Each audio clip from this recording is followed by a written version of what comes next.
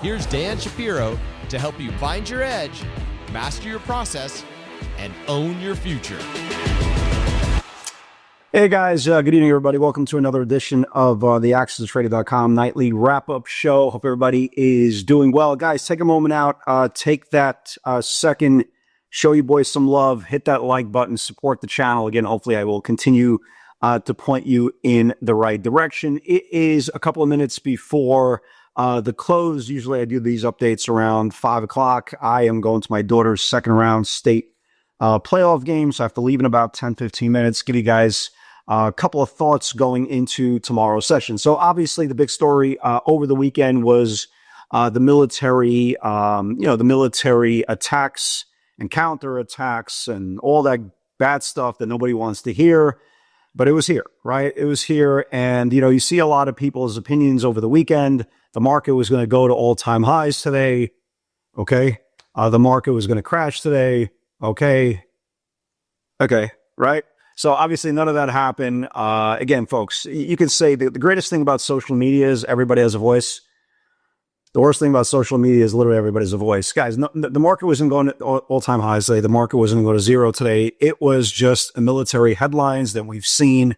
You can go back to Desert Storm, Iraq, like a million different things. Even going back to Ukraine and Russia. The first week, you saw a lot of volatility. You saw every single knee-jerk reaction on headlines. And guess what? The market didn't go to zero, and the market didn't go to all-time highs, or actually it did go to all-time highs eventually before kind of numbing out a little bit. And that's the whole point. I believed going into today's session, we were going to see some selling, right? Again, war is never a good thing, but the point was what was going to happen next. And to the Bulls' credit,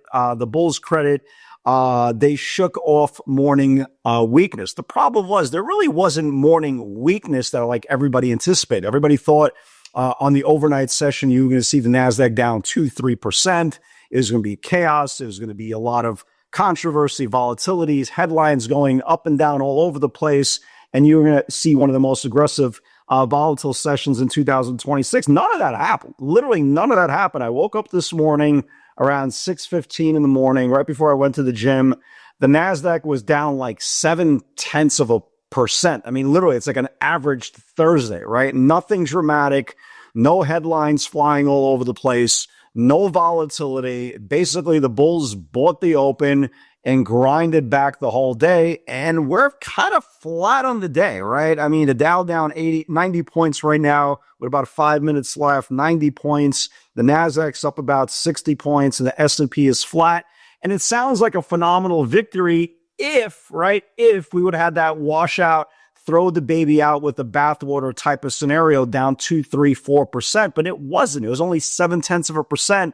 And if you look at the majority of stocks, especially the technology sector, they refused with all this quote-unquote rally. They refused to get back above the previous day's range. And that's kind of a big deal. Now we're getting a little push here into the close. Again, I'm not saying it's a bad thing. Obviously, you want to see bulls defend prices, but it was a very lackluster, right? You're getting a little bit of price action right now, a little bit more aggression here into the close in the last few minutes, but we failed to get that crescendo. We failed to get that hot, musty, throw into the wall kind of a session. What we saw is two 70-year-olds after 50 years of marriage in the missionary position, kind of going through the motions. Okay, is that a victory? Cool, again, to the eyes of the beholder. But the point is nothing technically really got resolved. And this didn't start over the weekend. Keep this in mind. This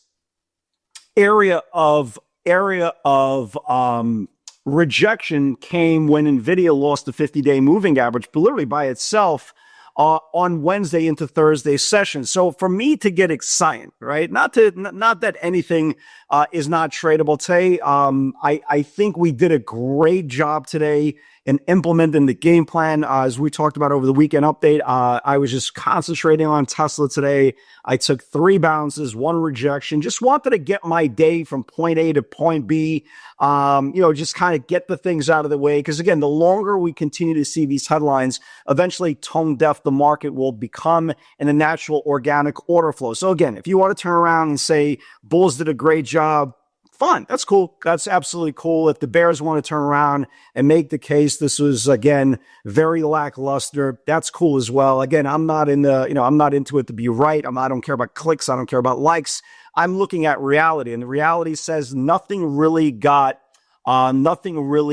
settled today. So for every name that was strong, that was pretty strong, you got PLTR moving up very, very well today. Again, this was kind of their government military contracts. You had a really aggressive dead cat bounce here on NVIDIA after, really, really aggressive selling. But everything else was kind of flat, right? Everything else was kind of flat. Yeah, I mean, great. Really far away from their bottoms, but, AMD, red, Tesla, red, right? Tesla, red. Let me see.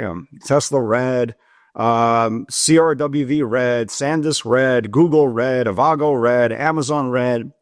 Right? Again, to the, beauty is the eye of the beholder. So I don't think anything got settled for today's session. What the bulls need, like really desperately need, is for them to reclaim back the 616, 617 level on the 50-day moving average.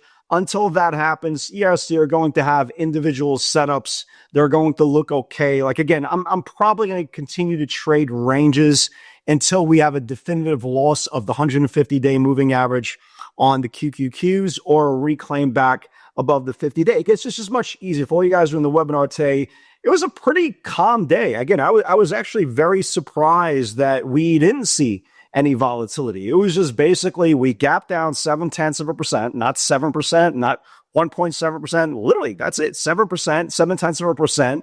You never shorten a hole when you have that situation. They kind of started just grinding back on the indexes, and kind of here we are. So again, your dime, your dance floor, it's your opinion, what you think happened today. I personally think it was a complete non-event. Is that a non-event a good thing or a bad thing in the market? It's still to be determined, but the fact that we are, again, just building and building below the 50-day moving average is very, very tough for me to get excited from a macro point of view. Yes, individual names, PLTR, NVIDIA, they did okay today. Definitely. PLTR did it really well as well. But as far as the overall market, I think as we get more headlines, in the next several days, I think we'll really see exactly which way the winds are going to turn. Other than that, until that happens, I will continue to trade ranges, not trying to recreate the Mona Lisa, just try to get cash flow off these ranges and move on to the next day until one or two things happen. Either Qs get back above the 50-day moving average, or they lose the 150-day moving average on the close. So let me give you guys some individual names that I am watching for tomorrow. Bitcoin had a nice boost, right? Nice boost today. Coinbase is very, very close, guys. Very, very close. It stopped at stopped at last week's highs. Keep an eye on Coinbase. If there is another surge in Bitcoin tomorrow and it starts reclaiming back last week's highs, you could get a nice push into this 34 EMA. So keep an eye on that. Let's see if NVIDIA, because remember, NVIDIA actually did have a good quarter, actually had its best quarter to date. The fact that they sold it from 203 after hours highs all the way down to the 170s. Yeah, I mean, is it ever a shot to have a day two? If there is a day two rally in the market, sure, I'll keep an eye on it. Why not, right? We'll keep an eye on it. PLTR, same thing. As you can see here, that was kind of my point about Coinbase going into the 64-day EMA. Here's the 34 EMA. Here it stopped the PLTR. Let's keep an eye on this thing for tomorrow in case there is another attempt of a rally. Let's keep an eye on the strong names. PLTR above the 34 could produce another move, so we'll keep an eye on that. On the downside spectrum, let's watch CRWV. Had a horrible reaction to earnings. It held the earnings low. Didn't really do anything. As you can see today, it still couldn't price improve despite the market rallying. Let's watch this thing the next couple of days. If this thing starts losing earnings lows, then we start going to the February lows. If it loses the February lows, it could be a wrap for this thing. And Micron, look, I get it. I get it. The damn thing will never go down. I get it. But a lot of the morning today, when we were rallying, it really didn't demonstrate any type of life. Yes, it bounced way off its lows. But again, it's still building below the 5-day moving average and the 10-day moving average. It's flat on the day. Again, when you see kind of one of these really aggressive snapbacks, you would think the way Micron and SanDisk have been acting, but it really didn't participate today. Again, it's not something imminent, but it's something that you should at least warrant your attention. If it finally starts losing this 20-day, especially on the close, it could get pulled. And you can see SanDisk's price action, right? Again, didn't rally and held on to the 20-day moving average as well. So we'll see what happens there.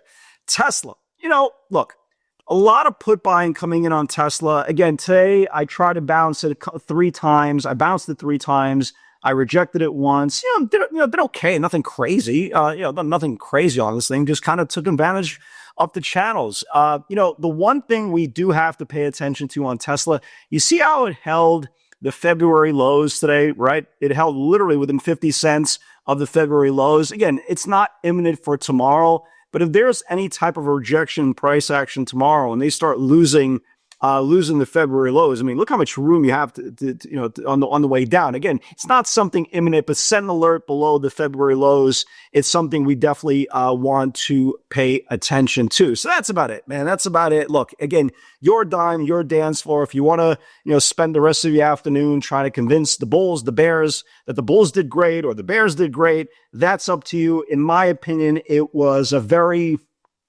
not here, not there type of day. We are still below the 50-day moving average. Yes, good news is the Bulls didn't die. Right? The good news is the Bulls didn't die. I'll leave you with that. Guys, have a great night, everybody. God bless. And with God's help, I'll see you all on the field tomorrow. Take care.